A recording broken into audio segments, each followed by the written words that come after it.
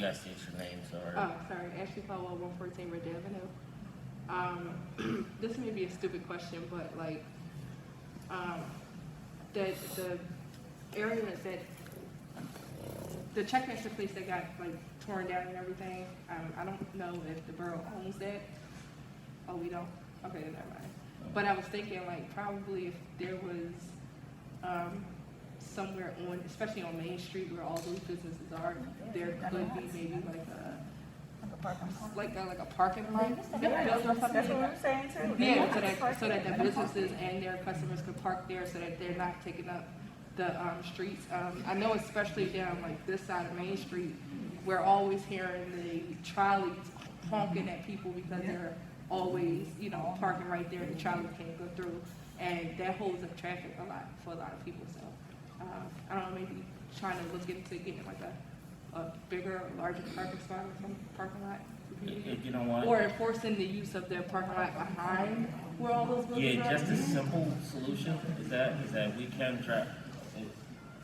Mark, can we just draft a letter to every business down there to tell them to use the municipal lots for their, just a final reminder? It's a simple solution to get to that one. Hopefully And that you don't possibly like let them know that if they don't comply, they'll probably get a fine. Absolutely. So It's enough parking there. They just don't use it. Yeah. The 500 block is utilized, that parking lot is utilized for the apartments above the restaurants. And people do utilize it. What's happening on the 500 block of Main Street is people that are running in and out, getting a quick haircut, they're parking on Main Street. Yeah. So, and SEPTA has painted white lines all down Main Street. It's just individuals' judgment on how to park in between the white line and the curb is not excellent. So, and they stick out some, and SEPTA worries about hitting, which is fine, is understandable. That's why you're hearing the horns. That's annoying. And somebody that just runs in real quick, they'll just squeeze into a spot real quick, think they can run in and out, and all of a sudden the trolley comes down, and we have 5 minutes of them sitting there.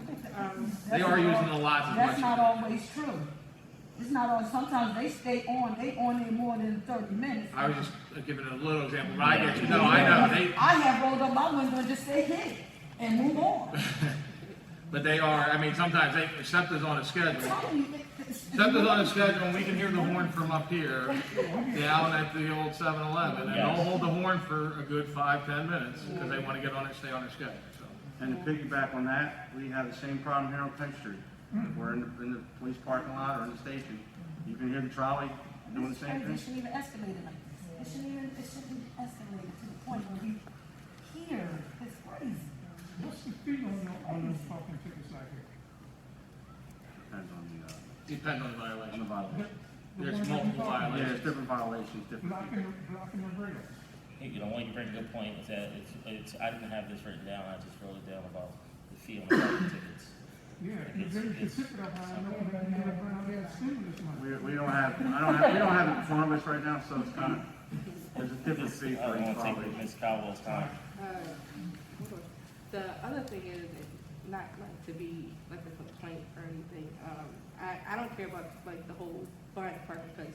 My family, we got like 6-7 people living in our house, and like 5 of us drive. But I know sometimes when that church is having funerals, they literally park right in front of our house, and if we're working or my mom or somebody's out and we try to come back to park, there's nowhere for us to park because all those cars are taken up. So I don't know if there's something that could be done like in front of people's houses like that. Maybe even like up here at this church up here when people gotta park, they can't park anywhere in front of their houses because like these churches or whatever, people just taking up their parking spots. So And they have a lot. And So- what is something we can send a letter. Mark, can you get this too? Send a letter to the churches too, remind them to use their lots, not block the streets. Sure. It just makes sense. Like it's just simple. I mean, I know it can sound like that, but if they don't enforce that, then we can go other yeah, avenues. I think for a lot of it, it's just more so enforcement versus like things not actually being done, but just like enforcing it so that people be like, okay, well let me not do this because I don't want to have to pay or I don't want to have to deal with the repercussions. I don't believe it's an ordinance in place at all about how many churches are blocking the street and how many other. I see that all the time all through Darby. Yeah. That's not fair to the residents when they come home from church. they're staying there for hours. So I totally get that. That's something that hopefully we can, or any business for that matter, not just a church, do something to address. Is that it, or is that? Yeah. Hi, I'm Jillian Thorogood. I'm on 1136 Kenwood Road. I'm also the tax collector out here, so I hear a lot of these complaints when people are paying their taxes. I appreciate that you're spending so much time with us. You have a lot of people in the room that you have to get to, so somehow you're going to have to maybe speed it up and hear everybody's concern and then address it. I don't know, but Sure. I'm just thinking it's already 6:45, and I'm not going to take long. We multiple cars on our block. I also have another resident here on my block who can definitely speak to that. People are creating spots, and not only do they ignore the new X's that we had, because Mark did come out there and put more X's, but unless you put "don't park here, stupid," they're still going to park. So I'm on a cul-de-sac and I'm the corner house, so constantly people are beeping at me because they can't turn, and they're automatically thinking it's me, and I have to keep on saying it's not me, it's some other idiot, it's not me. So we also have an issue where coming out of the block is somebody's going to die. Somebody's going to die. Coming out of Kenwood Road, somebody's going to die. I think I'm a careful driver, and I stay back as long as I can, and I start counting, and then as soon as I go up, and I don't even want to make a left anymore because that's going to be a death trap. I got to make a right.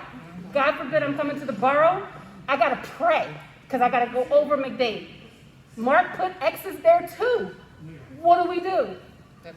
It's so hard to always have to call 911. In Philly, they don't call 911 for this stuff. They call 411 or something. It would be nice if there was a dedicated line for non-emergencies like this so that they get recorded and followed up on.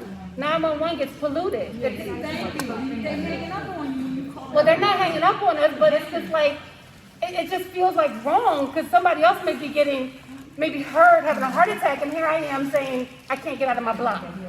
So it just feels like a wrong thing. And then on our block, we have a church. And that church has swore up and down they wouldn't be up on the block. I take pictures of them blocking in front of our house, in the driveway, and ignoring me as I'm taking a picture of them as they're walking to their church. So we can complain, and Mark addresses them. It's just that for some reason, there seems to be that great abyss where it's not getting better. And the people know that, so they keep on doing it. Well, that's why we're here. Yeah. To draft a good ordinance to address the issues in the community. And if there's no teeth to the game, it's something we can do about it. So that's where I did take all of those. Mr. Robinson, you got anything? My thing is, well, I don't want to. Yeah, actually, another thing, I do want to lay some ground rules again. If you already heard the issue, I've already documented, and I'm already going to that, because you do have a good point about the time. Is that if you already heard the issue, trust me, it's already there, and I'll light a fire against the people we need to light a fire to. I don't want to change gears on that, but my issue is the speeding cars. Well, just parking. Just parking. Okay, that's why I didn't want to change gears, but when we get to that, I have some issues on that. Next, fresh, we'll start this in. Okay, I'm also in the same block as Jill, and everything she said is true. Your name, sorry, man. I'm sorry, Pauline Fitterman, 1120 Kenwood Road. We came in over a year ago, almost 2 years ago, tried to get permit parking on our block because the parking is just that bad. I had surgery on my back in September. I have to park over here and walk over to my house because I can't even get in the back now because now the people on the block just parking back at anybody's house because we have nowhere to park at. So you come home with cars in back of your house. You can't even park there. That's why we definitely addressed the permit parking. I know that circle very well. And that's one of the blocks that again, sorry guys. We had a used car lot in the back of Kenwood Road, like 6 or 7 cars parked all the way deep in the grass. But you say, okay, and I understand you say y'all permit, but it's almost 2 years and we haven't heard anything. Well, that's what we said that earlier on, is that this was already supposed to happen before COVID. COVID had, again, I'm gonna keep saying over. Unfortunately, COVID happened. In March of 2020, it happened. And that shut everything down, and I refuse to do this on a Zoom meeting, because on a Zoom meeting, there's no way you can do that. I said that earlier. Okay, You that's just can't fine, do but that. I'm talking You can't. about 2019 before COVID. Sure. That was already being addressed. Yes. Okay, but nothing has been, a letter, nothing, Wait, one at a time, let's not do that. nothing has been addressed. Let's not do that. Let's not, everybody had the chance to speak. That's the right thing to do. I got the petition signed, typed up and everything, went around and got signatures, brought it to the meeting in 2019. It's over. That's what, I know, but that's what sparked we were supposed to do this ordinance a long time ago. It doesn't just happen just in one day. Actually, in fact, I'm holding what we already started to draft in 2019, at the end of 2019. I said that early on, that it happened in December of 2019, we already started doing that. And then March happened, because it takes a long time to draft these things. It's easier to do it this way, to figure out what your needs are. This is just the way I look. Figure out what your needs are, draft an ordinance, come back, discuss it again, because, things happen. Discuss it again, and then we get with council and come up with a decent ordinance with some teeth to it, so we can hold people accountable. Because it's like accountability issues, because they park in the back of my house before. I know that happens to your, they park in the back of my house. So you think I had to call the police, and they're yelling and cursing at my wife. They say she can't park in front of, so I feel your frustration. I hate to be so emotional, but I'm an emotional person, to tell you right up front that I get you, and it ain't fair. It ain't fair that I go to work every day, that you go to work every day, and these people are just parking wherever they want to park. That's the reason why, trust me, I'm gonna knock this thing off. Okay, now I have